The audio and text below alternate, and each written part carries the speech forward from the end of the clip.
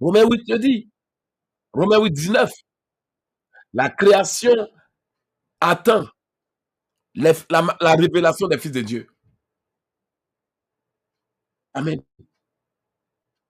Donc, vous comprenez que quand on parle de fils de Dieu, on parle des gens qui ont incarné l'esprit. On parle des gens qui ont reçu l'esprit. On parle des gens qui sont maintenant habités par l'esprit. Qu'ils soient révélés au monde avec des dons, avec des choses. Sauf que si on ne t'enseigne pas ça, tu peux avoir entendu le même verset 1000 fois. Dans quelle église on n'a jamais prêché ce verset? C'est la vérité. Dans quel endroit on n'a jamais prêché ce verset? Mais tu vas remarquer que c'est prêché de manière religieuse à des fins de quoi? Des prédications. Mais ce n'est pas prêché de manière que Dieu veut à des fins d'intégration et de manifestation. Si la création, toute la création soupire attend avec un ardent désir selon Romains 8, 19 qu'on vient de lire, la manifestation des fils de Dieu, il y a bien un moyen d'arriver à ça. Donc vous comprenez que il y a des gens, des femmes, des hommes qui sont là, qui sont attendus quelque part, qui doivent se manifester quelque part, mais sans la compréhension du mystère de la renaissance et de la divinité, toutes ces promesses sont comme théoriques. De manière pratique, on n'arrive pas à les vivre. Voici pourquoi vous allez voir des gens qui disent Dieu m'a promis ça, mais j'arrive pas à le vivre. Dieu m'a promis ça, mais j'arrive pas à le voir. Parce que l'erreur que la plupart des gens commettent, c'est de croire que Dieu leur a promis quelque chose. Dieu ne t'a rien promis. Dieu a promis des capacités à ton esprit. Dieu a gravé un plan dans ton esprit. Dieu a déposé un pouvoir dans ton esprit. Dieu a promis un esprit, a déposé un esprit. C'est pour ça que Jésus-Christ n'a pas commencé son ministère dans la chair. Il est parti pour prier pour que l'esprit repose en lui. Et c'est la raison pour laquelle il a déclaré que l'esprit du Seigneur est sur moi. Il m'a oint. Par conséquent, je peux maintenant proclamer la bonne nouvelle. Vous voyez, il m'a oint pour proclamer la bonne nouvelle. Et beaucoup de gens ne savent pas que physiquement, les hommes de Dieu peuvent voir la promesse. Physiquement, les servants de Dieu peuvent la voir. Mais il faut savoir que la promesse qu'ils ont vue, qu'ils ont prophétisée, c'est l'esprit de la personne ou le don prophétisé de la personne qui a détecté ça dans ton esprit. Mais pour pouvoir manifester, il faut être conduit par l'esprit. Pour pouvoir manifester, il faut être dirigé par l'esprit. Parce que, comme je vous l'ai déjà tellement répété plusieurs fois, la Bible dit que sa bouche l'a annoncé, mais c'est son esprit qui les rassemblera. Consulte le livre et lis-le. Aucun ne fera défaut, ni l'un ni l'autre ne manqueront. Mais sa bouche l'a annoncé, mais c'est son esprit qui les rassemblera. Et les Écritures disent que si nous sommes conduits par le Saint-Esprit, nous n'accomplirons point les désirs de la chair. En d'autres termes, nous serons capables d'accomplir ce que Dieu a promis. Et ceux qui sont conduits par l'Esprit de Dieu sont fils de Dieu. Donc, tout ce que je dis là, ça se rejoint. Par conséquent, quelqu'un devrait savoir que oui, la promesse t'a été faite. Oui, Jésus a dit qu'il allait faire des choses pour toi. Mais ce qu'il a dit qu'il allait faire n'est qu'une interpellation pour dire, viens maintenant auprès de moi, donne-toi, consacre-toi, libère l'esprit, réveille l'esprit, éveille l'esprit, et tu verras. Et Jésus l'a si bien dit, comme nous pouvons le voir et nous l'entendons tous les jours depuis on a commencé le programme de Éden. Si un homme n'est né d'eau et d'esprit, il ne pourra jamais voir le royaume des cieux. Et lorsque Nicodème lui posa cette question, dis-nous, comment fais-tu ces choses? Parce que nous savons que personne ne peut faire ces choses si Dieu n'est pas avec elle. Et Jésus, comme d'habitude, il répond sous forme de parabole. Si un homme n'est né d'eau et d'esprit, il ne pourra jamais voir le royaume des cieux. Il était donc de manière indirecte en train de révéler que, en réalité, tout ce que j'accomplis, c'est parce que je suis passé par l'eau. Amen. Lorsque je suis passé par l'eau, J'ai été dans le désert 40 jours et l'Esprit est venu sur moi. C'est pour ça que je peux faire toutes ces choses. Donc, de manière indirecte, c'est ce que Christ était en train de dire. Parce que si vous-même vous analysez bien mes dires, vous allez remarquer que le jour qu'il était passé par l'eau, l'Esprit est venu sur lui. Et quand il est allé 40 jours de jeûne et de prière, quand il est revenu, il a dit quoi? L'Esprit du Seigneur est sur moi. Il m'a oint pour proclamer la bonne nouvelle.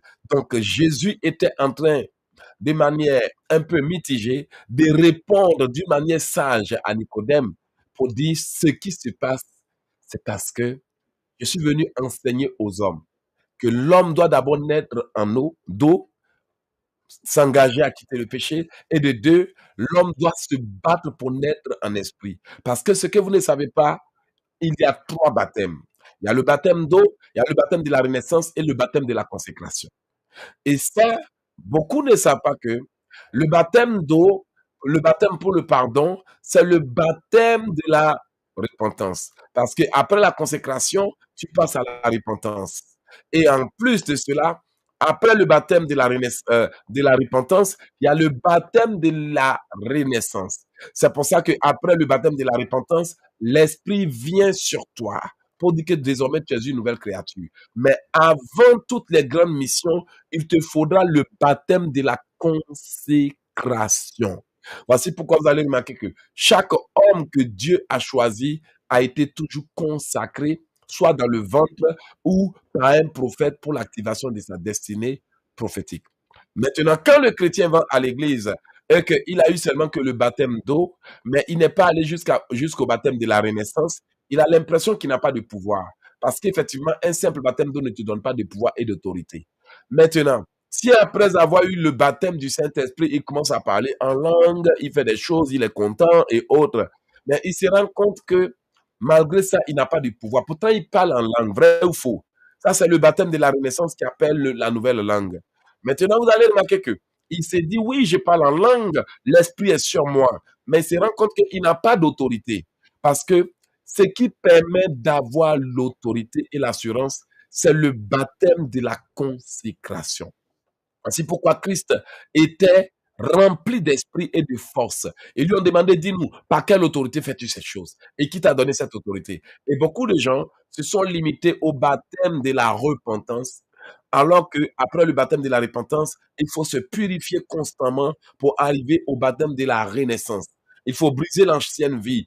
Il faut crucifier l'ancienne vie. Et après le baptême de la repentance et de la renaissance, il y a maintenant le baptême de la consécration.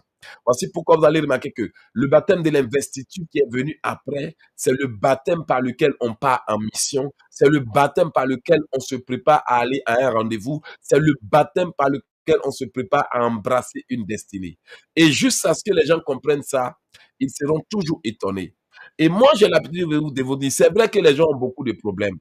Mais ce que je vous donne, c'est une solution pour ne pas avoir de problèmes encore. Parce que tu as beau appeler les gens pour t'aider, excuse-moi du terme, ça ne changera pas grande chose. Pourquoi?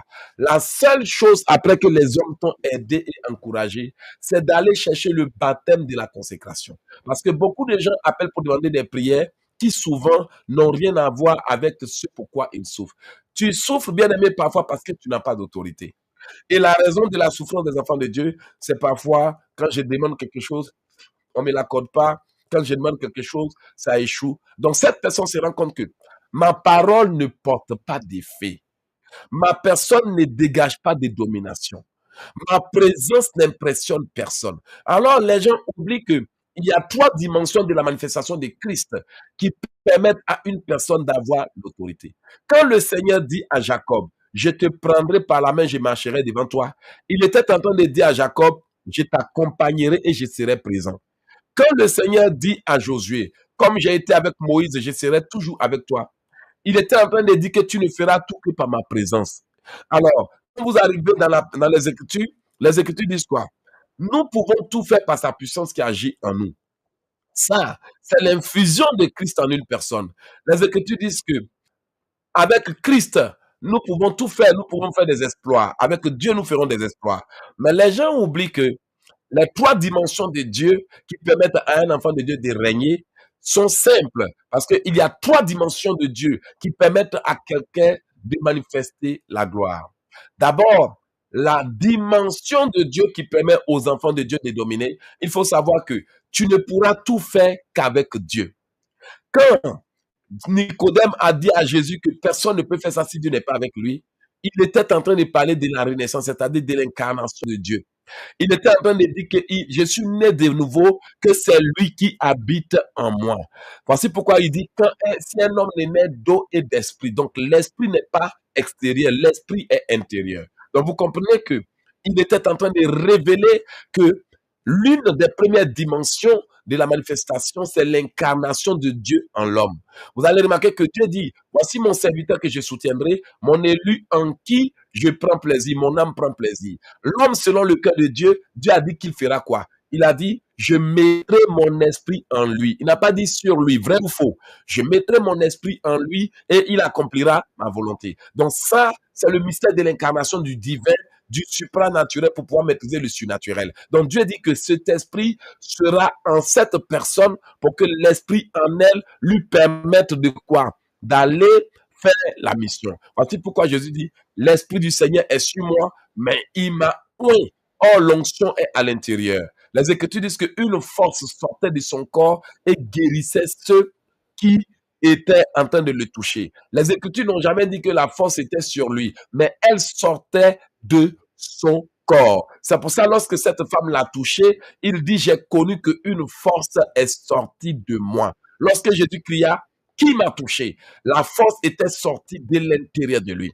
Est-ce que quelqu'un peut dire, Seigneur, que toute force qui m'a été retirée pendant la nuit revienne au nom de Jésus? Il y a des moments où les enfants de Dieu ont été vidés dans leur sommeil. Quelqu'un a touché à leur autorité. Quelqu'un a touché à leur âme. Ils se sont réveillés, déboussolés, épuisés et vidés, mais eux ne se sont pas rendus compte que quelqu'un est venu retirer la fausse onction. Ce jour-là, tu n'avais pas envie d'aller au travail, même encore moi-même faire quelque chose. Tout t'énervait. Pourquoi?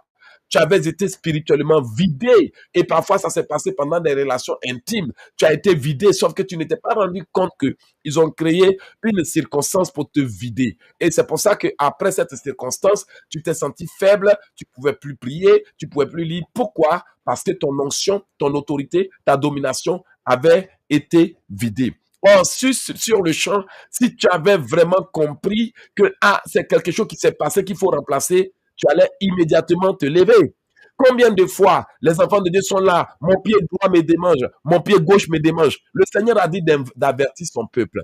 Lorsque ton pied te démange, autrefois on croyait que c'est parce que tu vas voyager, c'est faux. Le Seigneur m'a permis de comprendre aujourd'hui que lorsque le pied d'une personne est en train de lui démanger, c'est une attaque contre ton autorité spirituelle. C'est pour ça que quand les puissances occultes commencent à dévorer ton pouvoir spirituel et ton autorité spirituelle, tu sens que ton pied te démange parce que ces puissances sont en train de dévorer ton onction. Et puis maintenant, tu sens que ta paume te démange, ta main te démange et autres. Tu te dis, mais moi je ne comprends pas, ma main me démange. Non, la raison pour laquelle cette main te démange, c'est parce que les puissances occultes se sont mises à dévorer ton pouvoir. La main s'appelle le sceptre de pouvoir et la main s'appelle la verge d'autorité. Dans la main de l'homme, il y a deux pouvoirs, le sceptre de pouvoir et la verge d'autorité. C'est pour ça que quand un homme de Dieu veut prier, il dit étendez les mains. Vous allez remarquer que quand les hommes de Dieu veulent prier, ils tendent les mains comme ça et le peuple aussi élève les mains. Donc la main symboliquement, c'est la verge.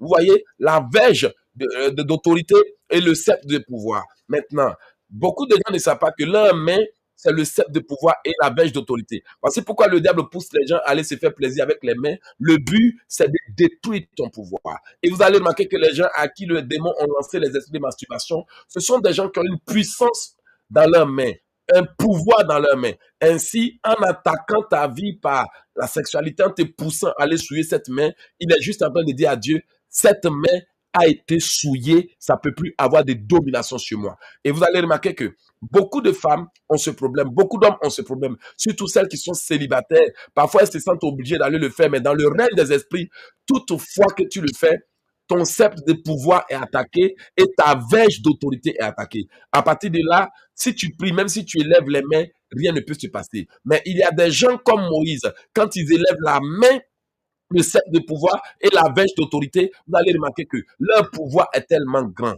Moïse n'a pas été envoyé en Égypte pour rien. Moïse est parti avec une verge. Il est parti avec une verge sous forme de canne. Or, beaucoup ne savent pas que un enfant de Dieu, le roi, règne par le sceptre de pouvoir.